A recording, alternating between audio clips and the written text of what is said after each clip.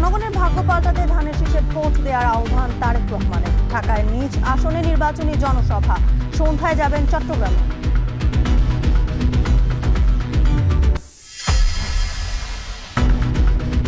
বেকার ভাতা নয়, সবাইকে মর্যাদাপূর্ণ কাজ দিতে চায় জামায়াত। রংপুরের নির্বাচনী জনসভায় আমির। উত্তরাঞ্চলে দ্বিতীয় দিনের সফর 4 জেলায়।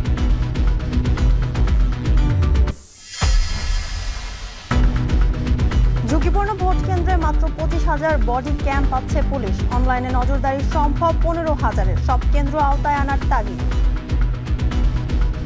সত্যিকারের সুষ্ঠু নির্বাচন করতে চায় তাহলে তাদের এমন ব্যবহার করতে হবে যাতে এই আস্থাটা মানুষ রাখতে পারে নির্বাচন কমিশনের উপরে। গেল বছর অনিয়মিত পথে ইউরোপ যাওয়ার শীর্ষে বাংলাদেশিরা। ঝুঁকিপূর্ণ পথে নিখোঁজ সহ মৃত্যুর সংখ্যাও কম নয়। হিসাব নেই বিএমইটির কাছে।